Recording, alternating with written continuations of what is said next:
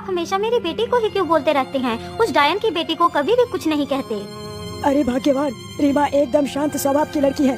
वो कभी कोई गलत कार्य नहीं करती है जिसकी वजह से उसे डांटना पड़े। अच्छा, इतनी ही ज्यादा अच्छी है रीमा तो उसे ही खेत की रखवाली के लिए भेजा करिए। हमारी बेटी को क्यों भेजते हैं? आज से मेरी बेटी कभी भी खेत नहीं जाएगी। राम कुमार ने 2 शादियाँ की थी। दोनों पत्नियों का एक एक बेटी थी। रामकली बड़ी ही कुटिल स्वभाव की थी। वो हमेशा ही चंद्रकुमारी से लड़ती और झगड़ती रहती थी, जिसकी वजह से राम कुमार को अपने दोनों पत्नियों के लिए अलग अलग घर बनवाने पड़े थे।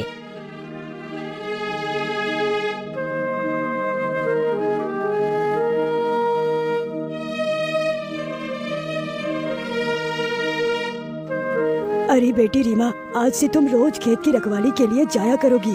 ठीक है पिताजी, मैं आज से ही खेत की रखवाली के लिए जाती हूँ। इतना बोलकर रीमा खेतों की तरफ निकल पड़ती है।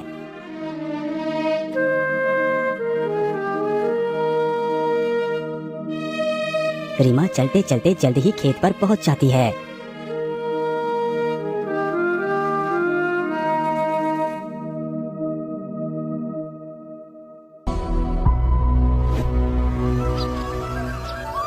अरे वाह, खेतों पर आकर तो कितना अच्छा लगता है। यहाँ की सुंदरता को देखकर तो मन को कितनी शांति मिलती है। रीमा वही चट्टान पर बैठकर गीत गाने लगती है। सच है, विपत्ति जब आती है कायर को ही दहलाती है। सूरमा नहीं विचलित होते, क्षण एक नहीं धीरज खोते, विघ्नों को गले लगाते हैं, कांटों में भी राह बनाते हैं। वाह रीमा वाह, तुम तो कितना मधुर गीत गाती हो। मैं तुमसे बहुत प्रसन्न हूँ, इसीलिए मैं तुम्हारे साथ ही विवाह करूँगा। अरे ये किसकी आवाज है? ये आखिर कौन है जो मुझसे विवाह करने की बात कर रहा है? कहीं ये मेरा भ्रम तो नहीं? मैं ऐसा करती हूँ, यही गीत एक बार फिर से गाती हूँ। सच है, विपत्ति जब आती है कायर को ही दहलाती है। सूरमा नहीं विचलित होते, क्षण एक नहीं धीरज खोते, विघ्नों को गले लगाते हैं, कांटों में भी राह बनाते हैं। वाह रीमा वाह, तुम तो कितना मधुर गीत गाती हो। मैं तुमसे बहुत प्रसन्न हूँ, इसीलिए मैं तुम्हारे साथ ही विवाह करूँगा। अरे मुझे लगता है ये आवाज इस जंगल के भीतर से आ रही है। चलो इसके अंदर चलकर देखती हूँ। रीमा जल्दी से जंगल की ओर जाती है।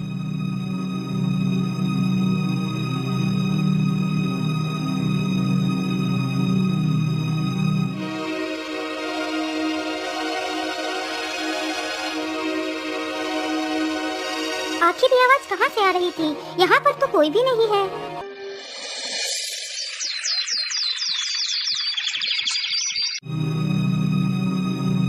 माँ, पता नहीं वह आवाज कहाँ से आ रही थी। मैं तो कुछ समझ ही नहीं पाई। जब मैंने जंगल के पास जाकर देखा तो वहाँ पर कोई भी नहीं था। माँ, अब से मैं खेत पर नहीं जाऊंगी। अरे बेटी, क्या बात है? आज तुम खेत पर क्यों नहीं गई? अब तक तो तुम्हें खेत पर होना चाहिए था। नहीं पिताजी, अब मैं खेत पर नहीं जाऊंगी। लेकिन क्यों बेटी, तुम खेत पर क्यों नहीं जाओगी? राम कुमार के पूछने पर रीमा सारी कहानी अपने पिता को सुनाती है। अरे बेटी, तुम ये कैसी बात कर रही हो? भला ऐसे कैसे हो सकता है?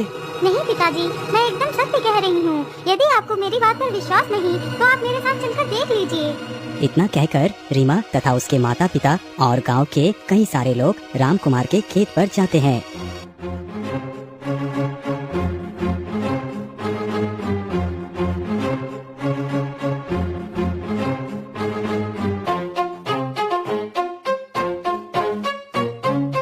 अब तो हम लोग खेत पर आ गए हैं। चलो अब तुम जल्दी से वही गीत गाओ। सच है, विपत्ति जब आती है कायर को ही दहलाती है। सूरमा नहीं विचलित होते, क्षण एक नहीं धीरज खोते, विघ्नों को गले लगाते हैं, कांटों में भी राह बनाते हैं। वाह रीमा वाह, तुम तो कितना मधुर गीत गाती हो। मैं तुमसे बहुत प्रसन्न हूँ, इसीलिए मैं तुम्हारे साथ ही विवाह करूँगा। अरे भाई, मुझे लगता है यह आवाज उस जंगल की तरफ से आ रही है। हाँ हाँ, मुझे लगता है ये आवाज उधर से ही आ रही है। चलो चलकर देखते हैं। सभी लोग जंगल की तरफ देखने के लिए जाते हैं तो जंगल में कोई भी दिखाई नहीं देता। अरे ये तो कितनी अजीब बात है, यहाँ पर तो कोई भी नहीं है, फिर भी ये आवाज कहाँ से आ रही थी? अरे भाई, कहीं यहाँ पर कोई भूत तो नहीं रहता है जिसकी ये आवाज थी? मुझे तो बहुत डर लग रहा है। चलो यहाँ से वापस लौट चलते हैं। अरे नहीं चुन्नीलाल, तुम इतना डर क्यों रही हो? हमें पता तो लगाना ही होगा कि आखिर यहाँ पर किसकी आवाज आ रही है। सारे लोग फिर से वापस उसी चट्टान के पास पहुँचते हैं। अरे बेटी, तुम एक बार फिर से वही गीत गाओ। पिता के कहने पर रीमा फिर से वही गीत गाने लगती है। फिर से जंगल से वही आवाज आती है। अरे कौन है उस जंगल में? कौन बार बार मेरी पुत्री से विवाह करने की बात कर रहा है? यदि तुम सच में हमारी पुत्री से विवाह करना चाहते हो तो मेरे सामने आओ। हाँ हाँ, मैं तुम्हारे सामने आऊंगा, लेकिन उससे पहले तुम्हें मुझसे एक वादा करना होगा। हाँ हाँ बोलो, तुम क्या वादा करवाना चाहते हो? मेरा वादा यही है कि मैं तुम्हारे सामने तभी आऊंगा यदि तुम अपनी पुत्री का विवाह मुझसे करने का वादा करो। अच्छा ठीक है, मैं वादा करता हूँ कि मैं अपनी पुत्री का विवाह तुम्हारे साथ ही करवाऊंगा। राम कुमार के ये बात बोलते ही जंगल की तरफ से एक शेर निकल कर आता है। शेर! हे भगवान, यह तो एक शेर है। अरे भागो यहाँ से। आपके वादे के मुताबिक मैं आपके सामने आ गया हूँ। अब आपको अपनी पुत्री का विवाह मेरे साथ करना होगा। नहीं पिताजी, मैं भला एक शेर के साथ विवाह कैसे कर सकती हूँ? नहीं जी, आप ये विवाह नहीं कर सकते। आप अपनी बेटी का जीवन भला कैसे बर्बाद कर सकते हैं? लेकिन भाग्यवान, मैंने इस शेर से ये वादा किया है कि मैं रीमा का विवाह इसी शेर के साथ कराऊंगा, तो भला मैं अपना वादा कैसे तोड़ सकता हूँ? जब ये खबर रामकली को मिलती है कि रीमा की विवाह एक जानवर के साथ होने जा रहा है, तो वो मन ही मन बहुत खुश हो जाती है। अरे वाह वाह, यह तो बहुत अच्छी खबर सुनाई तूने। धीरे धीरे वो समय भी आ गया जब रीमा को उस शेर को अपना पति स्वीकारना था। बेटी, अब तुम बरमाला पहना दो। इतना सुनते ही रीमा अपना बरमाला शेर के गले में पहना देती है।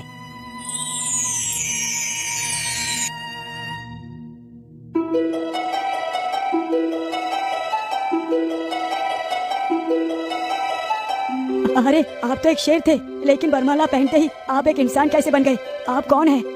मैं प्रतापगढ़ का राजकुमार वीरभद्र हूँ। मुझे ये शाप मिला था कि मैं एक शेर बन जाऊंगा, और जिस दिन कोई लड़की मुझे इसी शेर के रूप में स्वीकार कर मुझसे विवाह करेगी, तो मैं फिर से अपने वास्तविक रूप में आ जाऊंगा।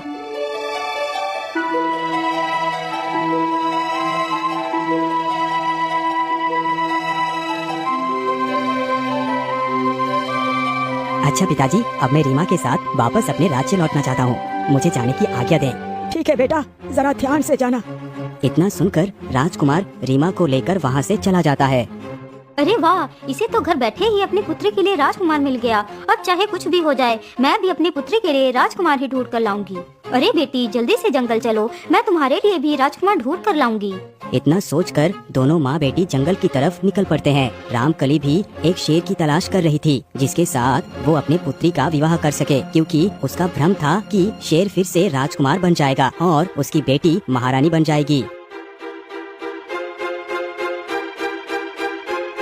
अरे बेटी, मुझे लगता है इधर से कोई शेर ही निकल के गया है। चलो इधर को ही चलते हैं।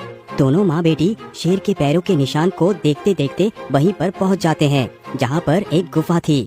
बेटी, मुझे लगता है वह शेर इसी गुफा में रहता है। तुम जल्दी से इस गुफा में चले जाओ और हमारे होने वाले जमाई को बुलाकर ले आओ। तब तक मैं बाहर ही खड़ी हूँ। लेकिन माँ, मैं अकेले नहीं जाऊँगी, आप भी मेरे साथ चलो। नहीं नहीं बेटी, यदि मैं साथ चलूंगी तो हो सकता है शेर विवाह के लिए राजी ना हो। मैं यहीं पर छिप जाती हूँ, तुम अंदर से हमारे जमाई को लेकर आ जाना। इतना सुनकर लड़की गुफा के अंदर चली जाती है। उस लड़की को गुफा में गए हुए काफी समय गुजर जाता है। अरे, मेरी बेटी को गए हुए तो काफी समय गुजर चुका है, लेकिन अभी तक वह लौट कर नहीं आई। रामकली इतना सोच ही रही थी कि तभी गुफा के अंदर से एक शेर बाहर निकलता है, जिसके मुंह पर ढेर सारा खून लगा हुआ था। वो शेर गुफा से नदी की ओर चला जाता है। अरे ये क्या, इस शेर के मुंह पर तो खून लगा हुआ है। कहीं इसने मेरी बेटी को कोई नुकसान तो नहीं पहुंचा दिया? इतना सोचकर रामकली जल्दी ही गुफा के अंदर जाती है, तो दिखती है गुफा के अंदर सिर्फ और सिर्फ उस लड़की के कपड़े ही मिलते हैं और कुछ नहीं, जो कपड़े खून से रंगे हुए थे। हे भगवान, ये मैंने क्या कर दिया? मैं लालच में आकर अंधी हो गई थी। मैंने अपने ही हाथों से अपनी बेटी की जान ले ली। मुझे माफ कर दो बेटी, मुझे माफ कर दो।